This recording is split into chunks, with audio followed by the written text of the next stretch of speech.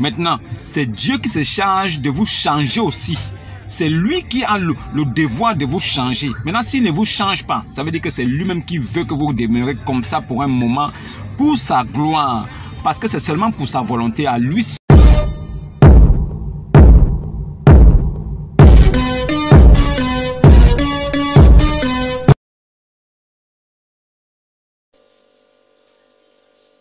Shalom, soyez tous salués dans le puissant nom de notre Seigneur Jésus-Christ. Comme je le dis toujours ici, c'est le nom qui nous a été donné qui est au-dessus de tous les noms. Alors, nous parlerons aujourd'hui d'un petit truc que beaucoup de musulmans ne connaissent pas.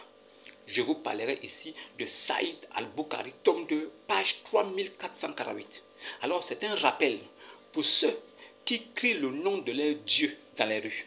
Pour ceux dont le Dieu a peur que si son nom n'est pas crié dans les rues, les gens vont oublier qu'il existe.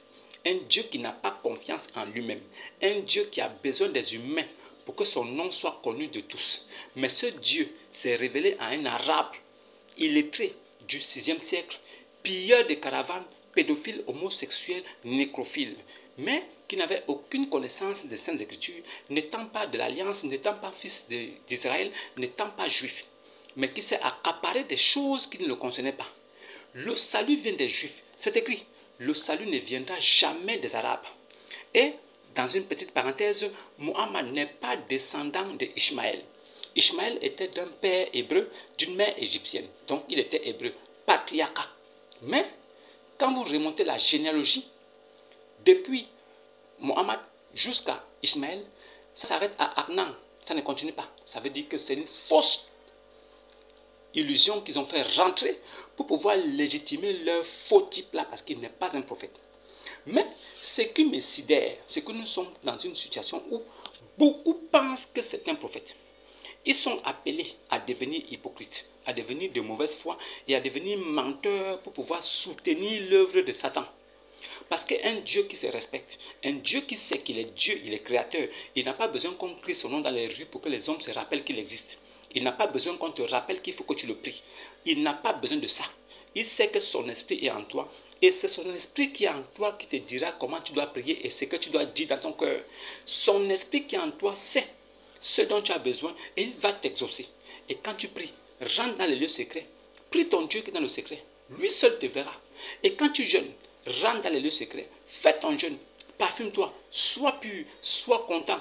Ne montre à personne que tu pries. Ne montre à personne que tu jeûnes. Parce que le jeûne là, c'est entre toi et ton Seigneur. Tu n'as pas besoin de chercher la gloire des hommes en disant que non, j'ai pris. Regardez-moi, je jeûne. Je suis en train de jeûner. Il faut que vous voyez. Non, celui qui fait ça, c'est un hypocrite. Et ne pensez pas que dans la prière, il faut répéter des vaines paroles toute la journée. Non, je veux me courber à 5 heures. Je dois me courber à 11 heures. Je dois me courber à 13 heures. Je dois me courber à 15 heures. C'est de la supercherie et c'est de l'obligation. C'est du terrorisme. C'est une contrainte. La prière vient du cœur. Ce n'est pas collectif. La prière n'est pas une affaire de collectivité. On doit se réunir comme des moutons ensemble. Ce n'est pas ça la prière. La prière vient du cœur. Mais ceux qui suivent ce gars-là, ceux qui sont érigés aujourd'hui comme des mahométans, des dawaïstes, ceux qui disent que l'islam est la vérité. Mais ils ne savent pas que dans leur propre livre, il est écrit que ô enfant d'Adam, ô enfant d'Adam, dans chaque lieu de salat, donc dans toutes les mosquées là, revêtez-vous de vos plus belles parures, donc habillez-vous convenablement propre, mangez et buvez dans ces endroits-là, mais ne commettez pas des excès. Leur Dieu leur demande de manger et de boire du vin dans les mosquées, mais sans faire d'excès. Ça là, ils refusent d'accepter. Eux, ils sont devenus plus sages que les dieux. Alors leur prophète les a déchargés. Il a fait quelque chose de merveilleux que j'aime lire et relire parce que ça me réconforte dans ma position.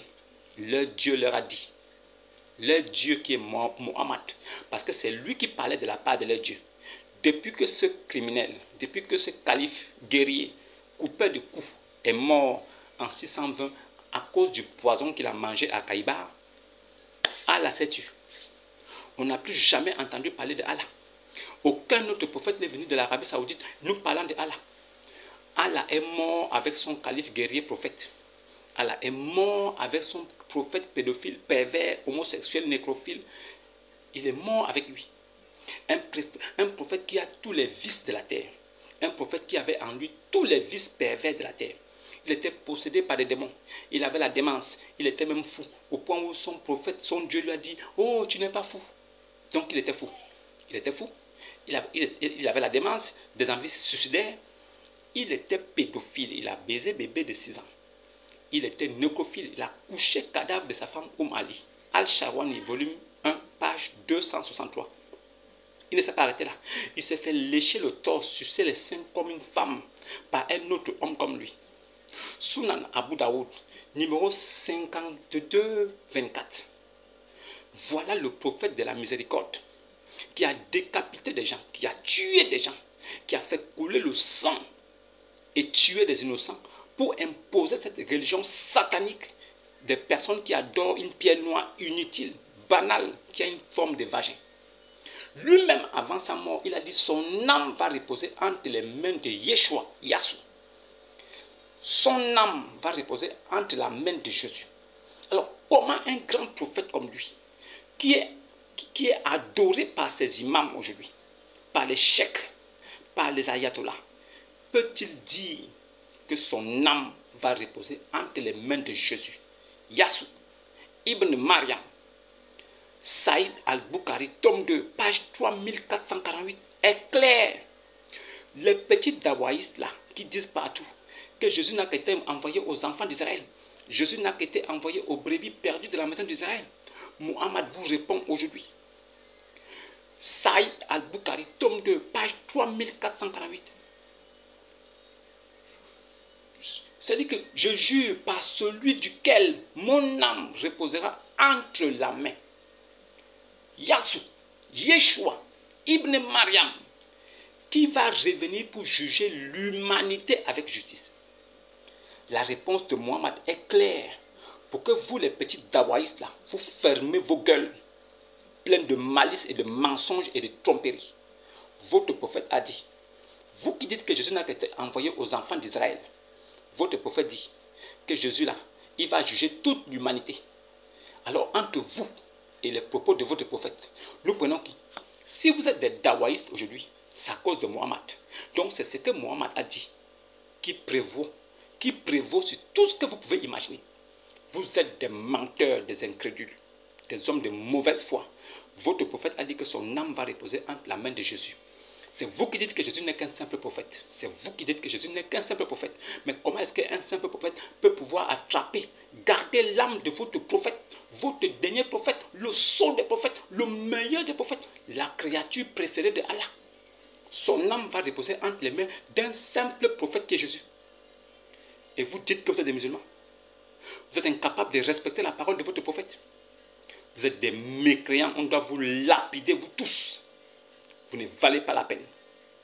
Allez-y lire Saïd al-Bukhari, tome 2, page 3448. Vous allez voir que Muhammad lui-même, il s'est rabaissé et il a remis son âme entre les mains de Jésus-Christ. Muhammad vous a tous lâchés comme un bon capitaine de bateau. Il a quitté le navire avant le naufrage. Au lieu de vous appeler aussi, mais il l'a fait parce que c'est écrit. Mais comme vous refusez d'entendre la vérité, vous êtes bornés comme des ânes sauvages. C'est vos idéologies que vous voulez mettre en avant. Mais nous, on vous ramène dans votre Coran.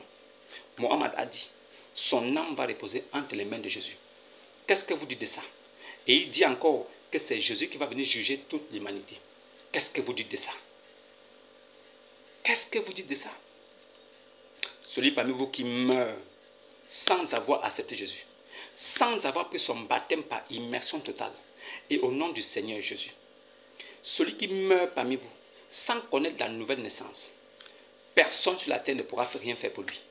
Muhammad vous a lâché, il a déjà dit quelque chose. À vous de choisir. Quiconque reste aveugle, c'est à son détriment. Quiconque voit clair, c'est à son avantage. Muhammad a dit qu'il n'est nullement chargé de votre sauvegarde. Débrouillez-vous. J'espère que le message est passé. Shalom.